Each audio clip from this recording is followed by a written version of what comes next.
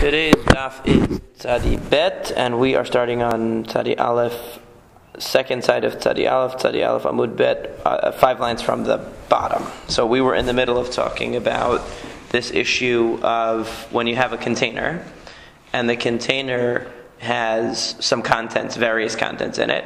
So the question is it moving the contents from one domain to another that's significant? Or if the container is still situated in one domain, then it hasn't moved, then the contents are not considered to have moved to the second domain yet either. That was the big question. And that was the machloket that we saw between Chizkiah and Rabbi Yochanan, that they argued, according to Chizkiah, if the contents have already been transported to the new domain, then even if the container, in other words, if the contents all shifted in the container to one side, so that now the contents are in a different domain, that's enough to be considered in a new domain, even though the container is still partially sitting in the original domain. But according to Rabbi Yochanan, we look at the container, and if the container is still in the original domain, then so are the items considered to be in the original domain.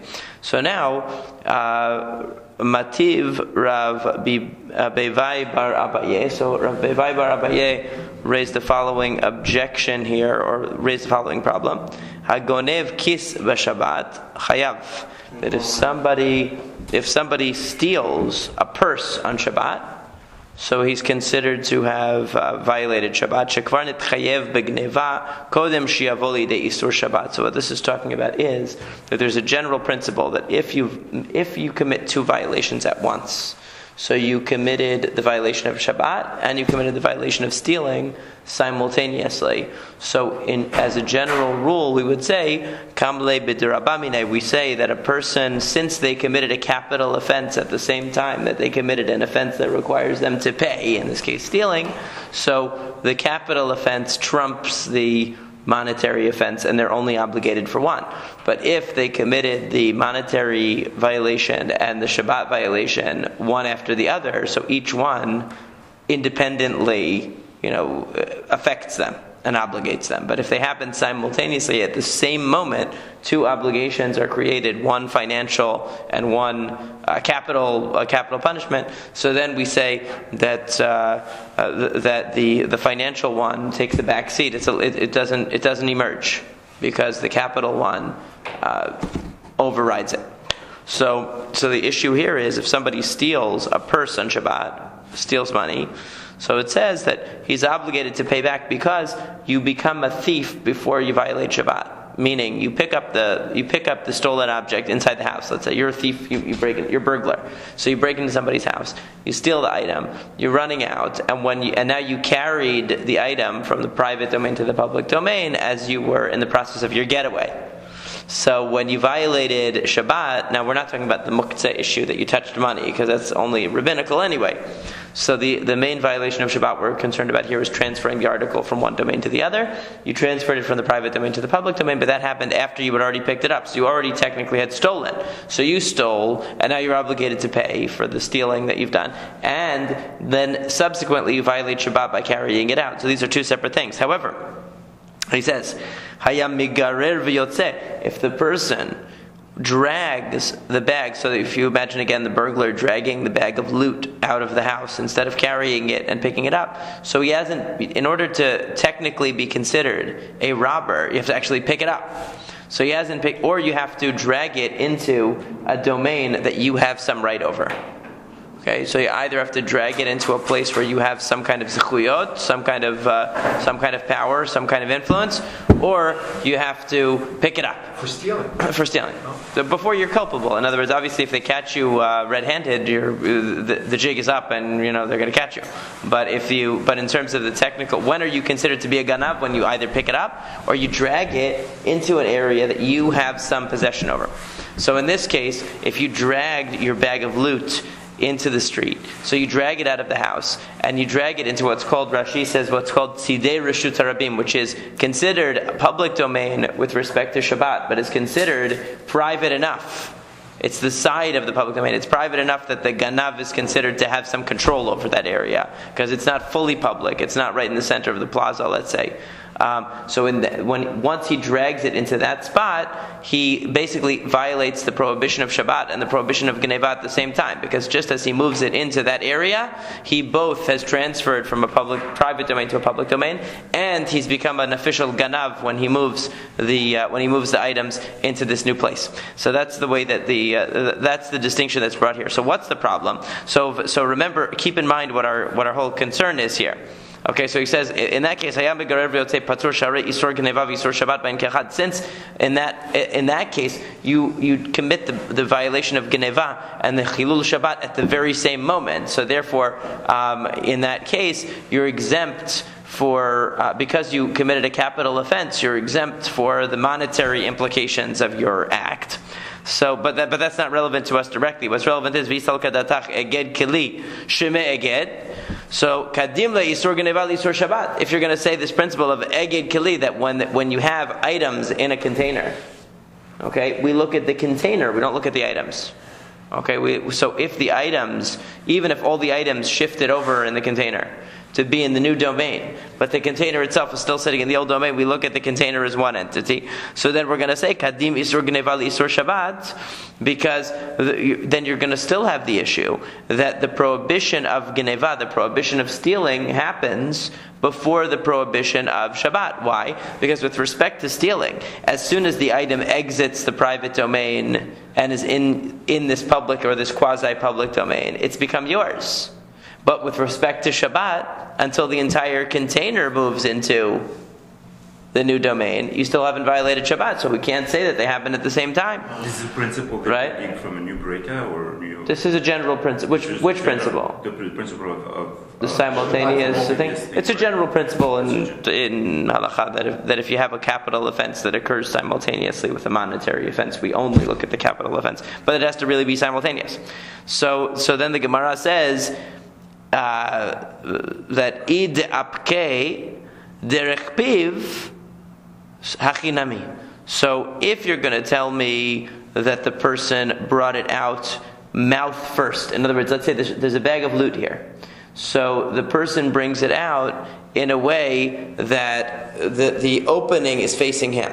So therefore, when he brings it out that way, the bottom of the vessel that contains a lot of the items is still, let's say, inside the house. And the opening is over the line of the house into the public area. So you're right. In that case, he basically has stolen the items officially before he's violated Shabbat. Because stealing the items is contingent on the opening of the vessel facing out in an area where he can reach it. Why is that different from the bowl and the fruit or Shabbat? Because the Gemara is making a distinction between the laws of Shabbat and the laws of Geneva. It's a different world. Okay. Yeah. So since the opening of the vessel, the opening of the bag or whatever, is facing out of the house and it's reaching out of the house, so from the perspective of Geneva, he's already committed the prohibition of stealing.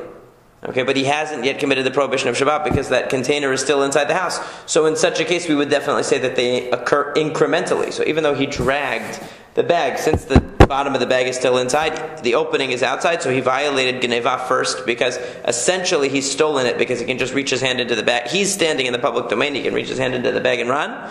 So from that perspective, he's already committed the violation. But in terms of Shabbat, it's still inside the private domain, so he hasn't done anything yet. However, so what case is there then where the violations occur simultaneously? It must be dapke derech shulav, if he takes it out backwards. In other words, if he's dragging it with the bottom of the bag facing outwards. So the opening of the bag is facing inwards, and he's dragging it this way. So in that case, let's say it's very bulky, so he can't hold it from the top. If he holds it from the top, it's going to break. I don't know why. So he's dragging it that way. So in that situation, until the entire bag has exited the house, he's not going to have access to it because he's dealing with the bottom of the bag. He's pulling the bottom of the bag, and the bottom is coming out first. So since the bottom is coming out first, at the same time that the mouth of the bag is outside the house, and therefore he can grab his loot and run, the Shabbat violation is going to occur at that moment. But then the Gemara says, but wait, but you still have the problem that he could easily, this thief is obviously able to break into a house. And if you can break into a house, you can break a bag open. So that means that even if he dragged the bottom of the bag out, he can still tear the bottom of the bag and steal the stuff out of it. I mean, why does he need the opening of the bag? If he could break into somebody's house, that shouldn't be an issue for him. Okay, so the Gemara, so still we could say that since the bottom of the bag is jutting out into the public domain, but the entirety of the bag has not yet crossed over the line, that means that he hasn't violated Shabbat yet, but he has made himself a ganav already. So still we don't have simultaneity here. So then the Gemara says, as we turn to Tzadi Bet Amud Aleph, the Iba'e Mafkale V'Shakil. So that was just an explanation of that case. In other words, he can still break the bottom of the bag and take it out. Okay, so what's the case in other words, where bringing in this example, they're establishing the significance of the remainder of the bag. Exactly, for Shabbat purposes. That's exactly it. Right? They're trying to show you that the entire... So this would be really, really simple if we just assumed that we don't care about the bag. Right. And we just care about the contents, because then you could, so they're trying to hold on to that principle that we care about the bag. So as long as the bag is still situated, even if all the contents shifted over and are hanging over into the public domain, you still haven't violated Shabbat. So then we have to account for that with these creative solutions. So he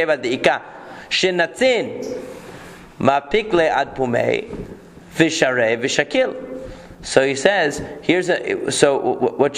I skipped one. So he says, bin nascha. We must be talking about a case where what's in this container are long bars of gold. What did he steal? He stole gold out of Fort Knox or something like that. He stole these long bars of gold. So what happens? Even the contents, are not going to fully come to rest. In other words, for the contents to fully come to rest in the public domain is going to be the only time that he fully has possession of them. Because they're because they're long, so they take up the whole length of the bag.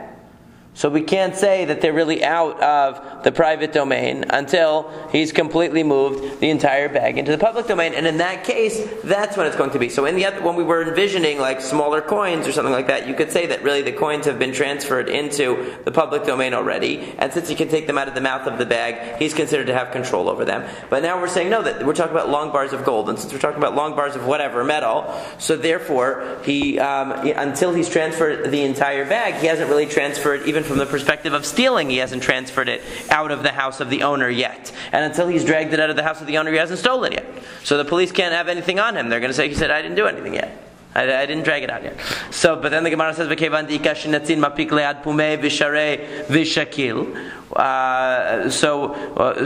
so he says, well, what about the fact that, listen, even with bars of gold, he can untie the front of the bag and simply take it out. So why can't he lean the mouth of the bag over and untie the bag and take it right out of the mouth of the bag, just like he would do with anything else? Why is it different? Why does the entirety of that of those bars have to actually be in the public domain in order for it to be counted as having transferred into the public domain? Shouldn't it just be that he can open the top of the bag and pull it out? And so the Gemara says, "Ushnatzin agidei migavai." So the concern is, so he says like this, that really still you have the problem that even if you're, in other words, what the Gemara is suggesting now is that we have a case of simultaneity. What's the case of simultaneity? When you have when you have this bag of, let's say, of these bars, okay. And Rashi says right here where he says mapik le'ad pomei v'shakil, he says v'kevan dematei l'mashaklinu kanei u'le'inyan Shabbat lo mechayev ad demapik lehu l'shenatzin de'al yado. So what he says is that since you have these straps, so what happens is that you take the bag and you actually transferred it into, straps like this, you actually moved it into the public domain. But the only thing is, the straps that are untied and they're still in the private domain. And you said that unless the entire container is moved into the public domain, you haven't done it yet for Shabbat purposes, right? So we can still say that you didn't fully violate Shabbat yet. Because, you transferred the... So how do you see the gneva? How do you see the stealing and the violation of Shabbat happening at the same time? It's not true. Because the bag might very well be... All the contents of the bag, in terms of the bars and everything, might have transferred already into the public domain. But the straps on the top of the bag are still hanging back in the private domain. Because you had to untie them in order to extract the content.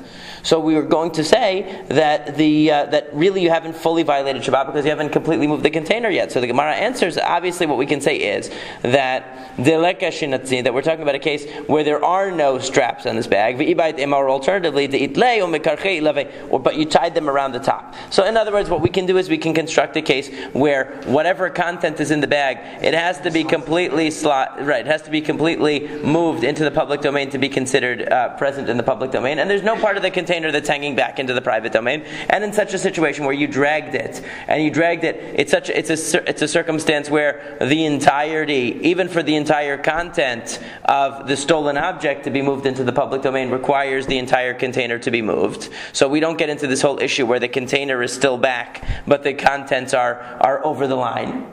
And you can construct a case where this would happen simultaneously, and and the Gemara is satisfied with finding a case where it happens simultaneously. V'chein amar Rava says lo shenol b'kupam b'leya kishuin udluin aval meleah hardal chayav. So this is the same issue that we had yesterday. That according to Rava, we don't look at the container, we look at the contents. So if the contents of this bag, with respect to Shabbat, are tiny little items, so therefore even if all the tiny little items have shifted over to another domain, then the content is considered to have moved, even if the container is still in domain number one. That is what Rava says. So he gives the example again. If you had big vegetables where the items themselves haven't fully crossed over from one domain to the other, that's the only case where the container is significant. But where tiny little items are in there, so we don't care about the fact that the container remains in the previous domain if all the contents have shifted over to the new domain. However, and why does he say that? Because Alma kasavar eged kili lashme eged, because he holds that we don't care about the container. But Abaye amar afilu meleach hardal patur Alma kasavar eged kili sheme eged. So according to Abaye follows the position that we look at the container. So as long as the container is still situated in the public domain or the private domain rather, even if many items have shifted over into the other domain, but they're still inside that container, we don't care that the container, we don't care about the contents moving, because we see the container is still in its original location, and that's all we need to know. So eventually, though, eventually they actually switched positions. Rava changed his mind and started to agree with Abaye, and Abaye changed his mind and started agreeing with Rava. But it doesn't matter. There was a contradiction on both of them. Why? Because it says, if a person brings fruits out into the Reshut HaRabim, into the public domain, Abaye amar bayad hayav. Abaye says if he did it with his hands, he violated the prohibition. In other words, he's standing in the private domain, but he took something from the private domain and he put it in the public domain. It's still in his hand, but it's resting in the public domain. But he did that. Okay, but he's still standing in the private domain. It doesn't matter. Bichli patur. But in a similar case where you took a container and the container moved so that, let's say there's an apple in the container, so now the apple actually is in the Reshut HaRabim, it's in the public domain, but the rest of the container is still resting in the private domain, patur. There we say no, we look at the whole container, and the container is still resting in the private domain, it hasn't moved. In your hand, we don't care the fact that you're still standing in the private domain. But with a container, we do care.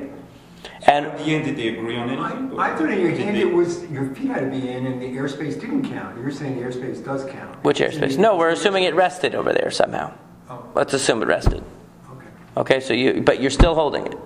In other words, or it's right, and you're leaning over and you're putting it down, or you're leaning over and your hand is resting on something. So are they agreeing on? Not yet. Hold on. So Rava amar bayad patur b'chli chayav. So Rava says the opposite. He says if you're standing in the private domain and you take fruit and you put it and you lean over in the public domain and do this, he says there patur, you didn't do anything, because you're still standing in the private domain, and we look at the apple as still being in the private domain because it's in your hand. However, b'chli chayav, if you had a container where the container is standing in the private domain and half of it's in the public domain, and the apple is shifted over into the public domain, there we don't care that the rest of the container is still resting in the private domain. Okay, so in other words, they have reverse positions. But the Gemara says, Epuch, this has to be now adjusted and reversed, because they switched sides, right? Because now Abaye is the one that says that we look not at the contents, not at the container, but at the contents. And Rava switched to saying we look at the contents and not the container. So where do they want to switch it? What? Where do they want to switch it? got convinced. What do you mean? Because they changed their minds. So originally Rava was the one that said that you look at the contents, and then he switched to container, and Abaye was the one that said you look at the container, and now he says contents.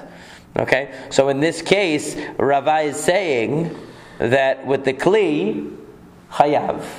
Okay, with the vessel, if the contents shift in the vessel, right? But now we have to switch that because he changed his mind, okay? But still we have the problem like this, bayad chayav. How could it be that if it's in your hand, and you're standing in the private domain, and you reach over into the public domain, that you're culpable for moving it? V'atznan, we learned in the very first Mishnah of this Masekhet, Pashat Balabait et yado lachutz, v'natal le'ani mitocha, u'shenatan tocha v'yechnis, sheneim peturin.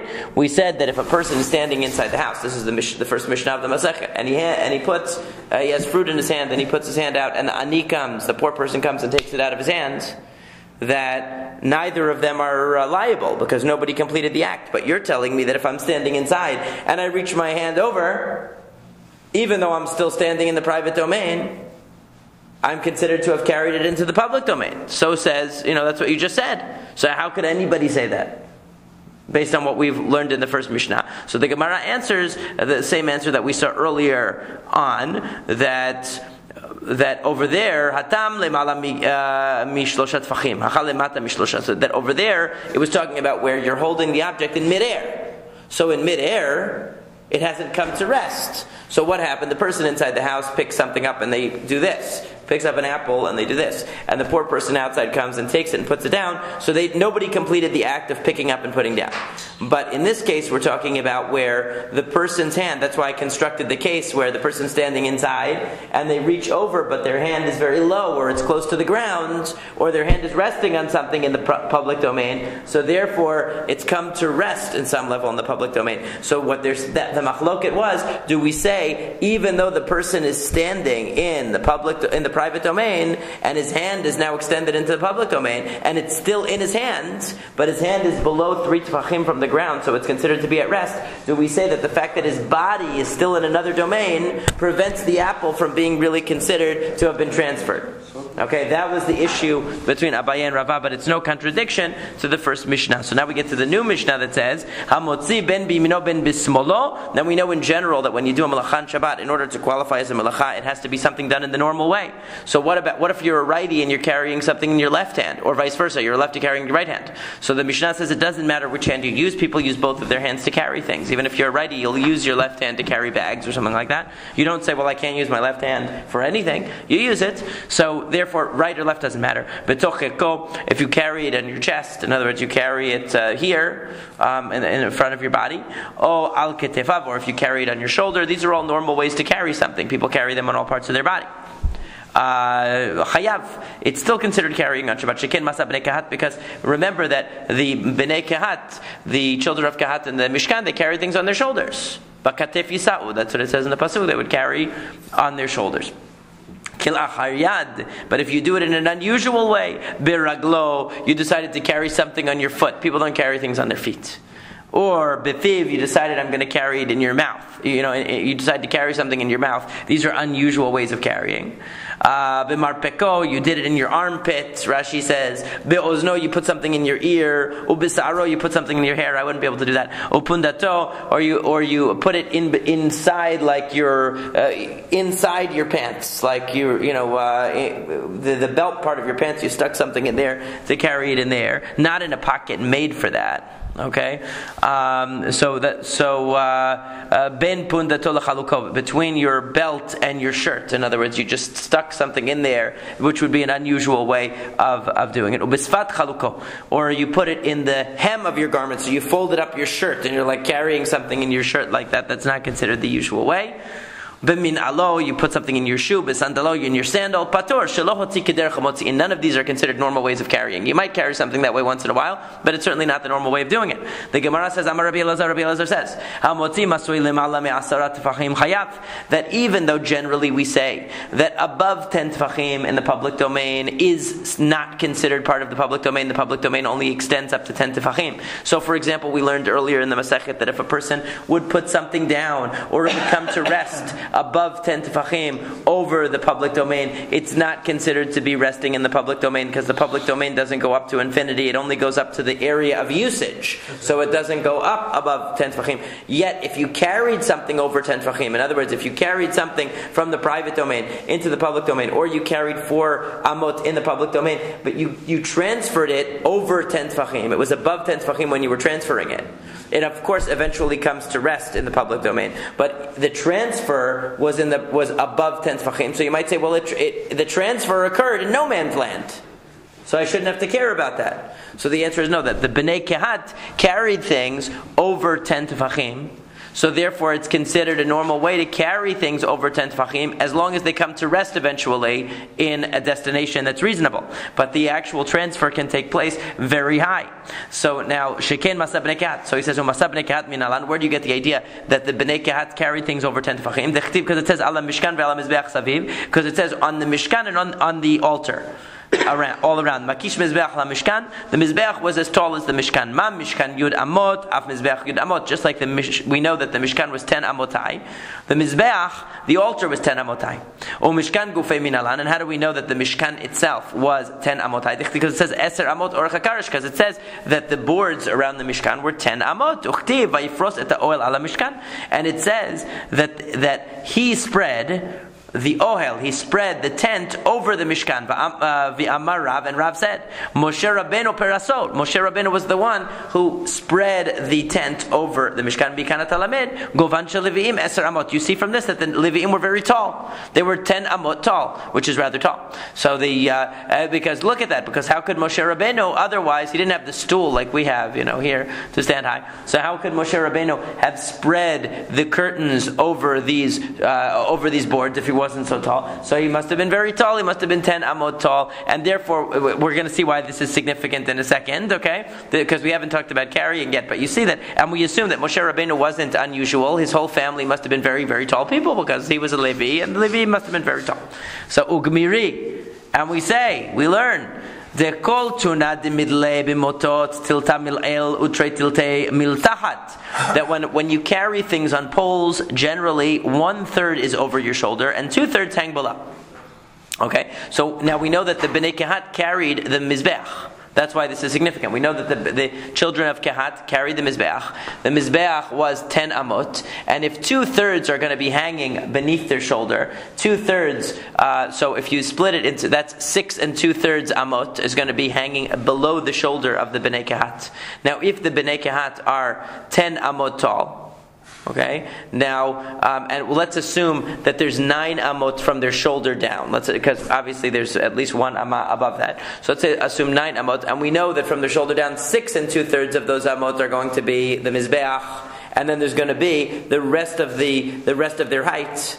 Right, the other 3 1/3 amot is going to be below that. Now, 3 1/3 amot is way more than 10 tefachim because there's 6 tefachim for every amah. So certainly then the mizbeach that they were carrying was more than 10 tefachim over the ground. That's the way that they're learning it here. So ishtakach tahava midlei tuva.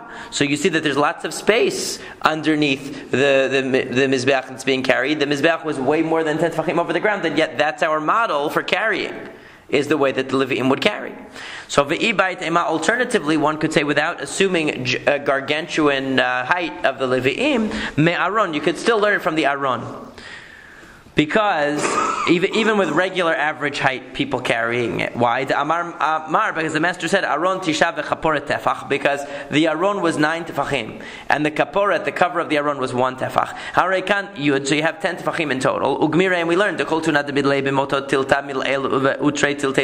as we said, 1/3 is above the shoulder, 2/3 are below the shoulder. So how much is hanging below the shoulder? Now we're dealing with tefachim, and we're dealing with the bottom 2/3 of the 10 tefachim of this aron, let's say, or if you want to just say we're talking about the 9 tefachim of the aron itself without the kaporet, so then it would be the 2/3. Literally, it would be 6 out of the 9 tefachim hanging down, and So and then it says ishtakach dilemala miyud havakae. So then it's going to turn out that even if we're dealing with people who are an average height of, let's say, 3 amot or 4 amot as opposed to 10 amot, which would be huge, still there's going to be in between this aron that's hanging down from their shoulders and the bottom, because let's say they're 3 amot tall instead of 10.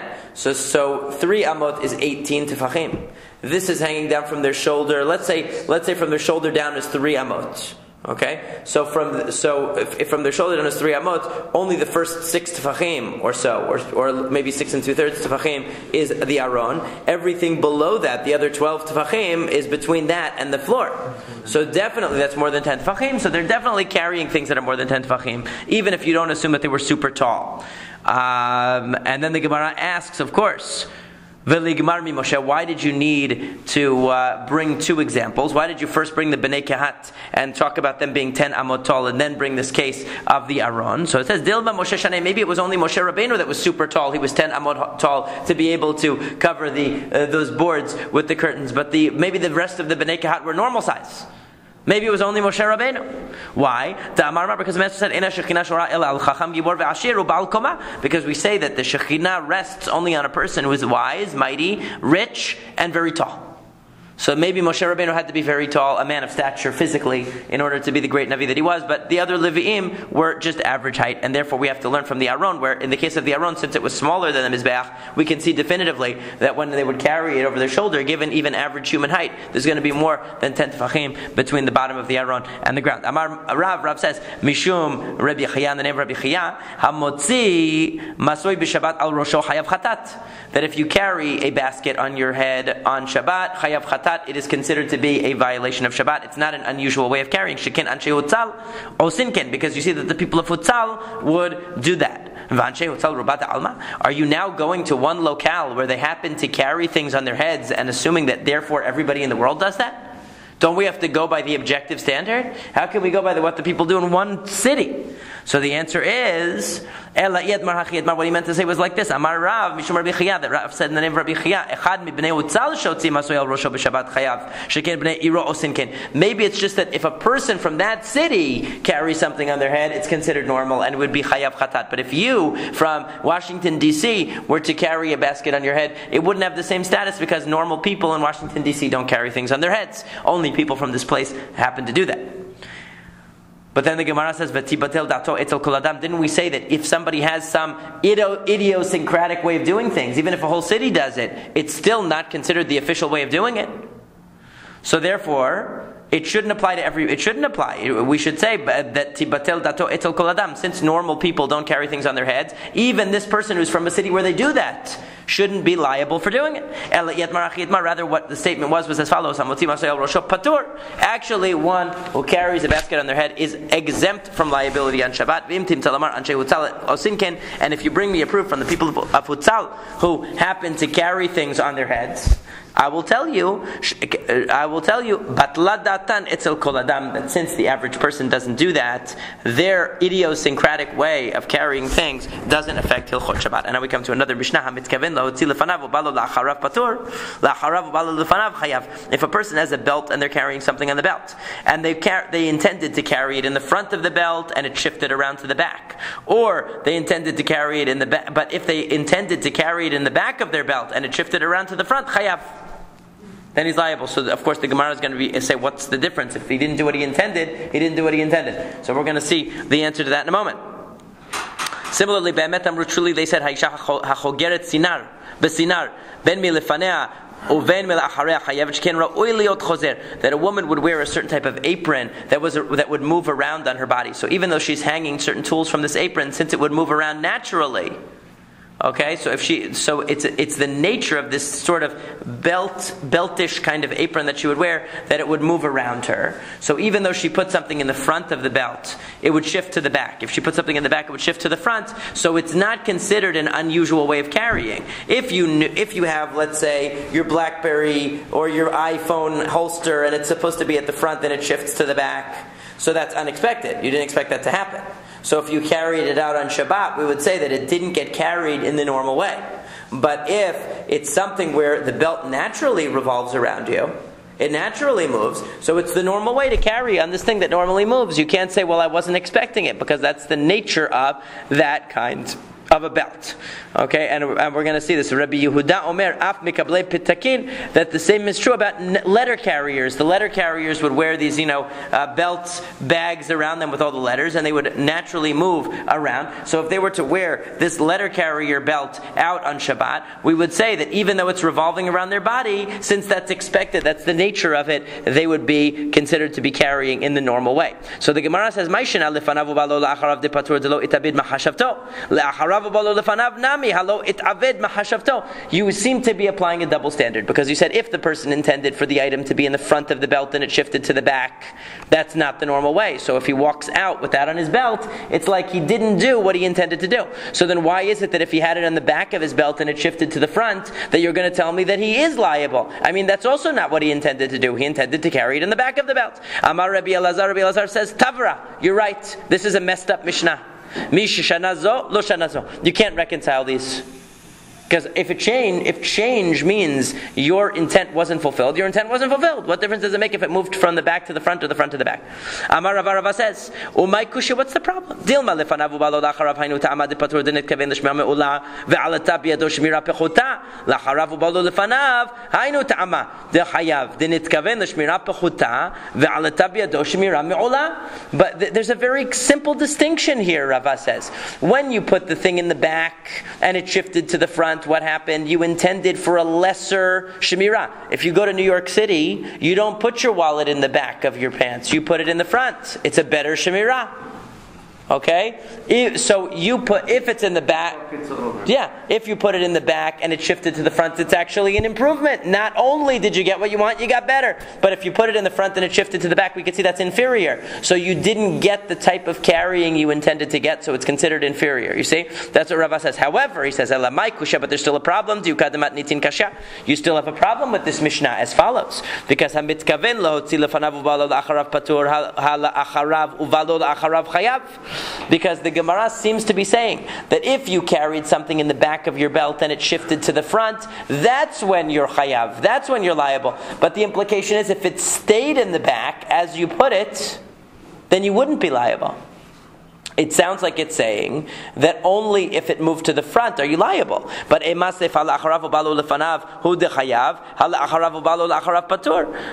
that it seems to be a contradiction, because on one hand it seems to say that if you put it in the back of your belt and it stayed in the back of your belt, that's considered that you accomplished your objective and therefore you're liable. But on the other hand, it sounds like it's saying that if you put it in the back of your belt, only if it shifted to the front of your belt are you liable. But if it stayed in the back, that's inferior and you're not liable. So which is true? Amar Rabbi Elazar came around and said, Tavra, you're right. This Mishnah is distorted, it's messed up. Mishanazo lo shanazo. Whoever taught one didn't teach the other. In other words, it's a contradiction. Either it has to be that if it stayed in place in the back of your belt as you intended, that it is considered carrying, or that it's only considered carrying if it moved to the front, but it can't be both. So the Gemara answers, what do you mean? Amar Ravashi says, my kushya, what's the problem? Dil ba lo mibaya kamar, we should learn the Mishnah exactly the way a person would normally read it if they were reading it simply. Lo mibaya la'acharav ubalo la'acharav dechayav de'itavida mahashavto. It's saying like this: if you put it in the back of your belt and it stayed in the back of your belt, that's exactly what you wanted, no problem. Ela afilu la'acharav ubalo lefanav itzrichalei. But the chidush is that even if it moved to the front, you still are liable. So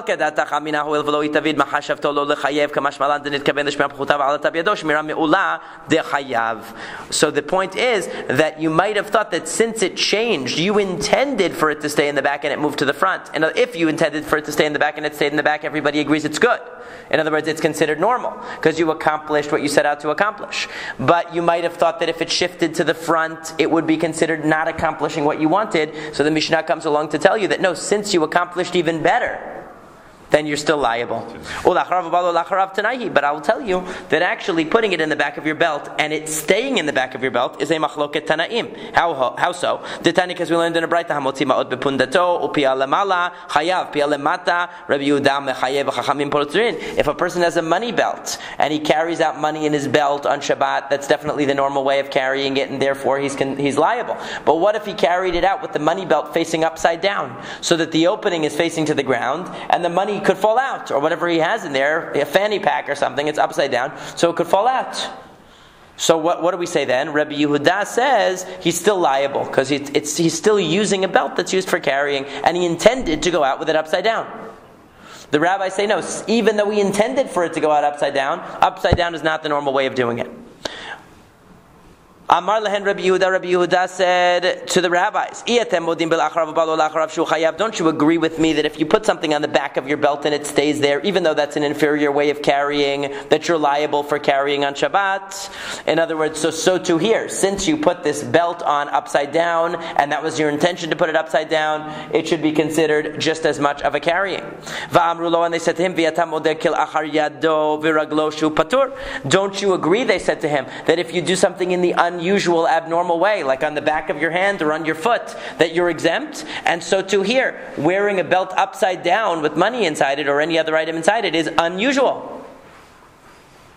So the Gemara says, so the Rabbi Yehuda says, Amar Rabbi Yehuda, Ani amarti davar echad, vehen amru davar echad, Ani lo matzati teshuva l'divrayim, vehen lo matum teshuva l'dvarai. He says, you know what? We can't refute each other. I have a good proof, I have a basis for my view, which is I compare the case of the upside down belt to the case of putting something behind your belt. And they have a case of carrying something with your foot. They're comparing it to carrying something with your foot, and I don't have a rejoinder to that. So the Gemara says, since Rabbi Yehuda said to them, since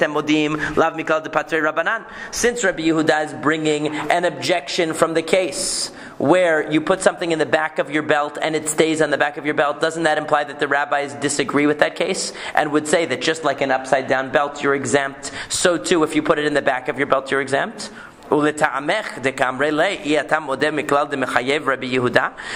gonna say that Rabbi Yehuda disagrees with the proof that they gave him? Their proof to him was carrying by your foot. Is Rabbi Yehuda going to say carrying by your foot is the normal way? Certainly not. So obviously they agree with one another's rejoinders. That's the problem.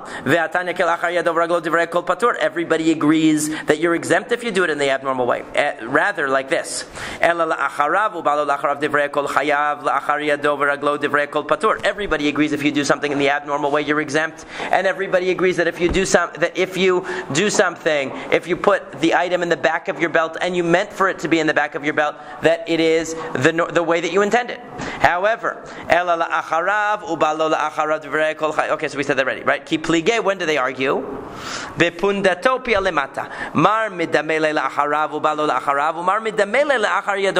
is the basic machloket here? It's a very interesting machloket actually. Where do you draw the line between doing something abnormally and doing something on purpose? In other words, doing something abnormally and choosing to do something in an unconventional way, but it's your unconventional way.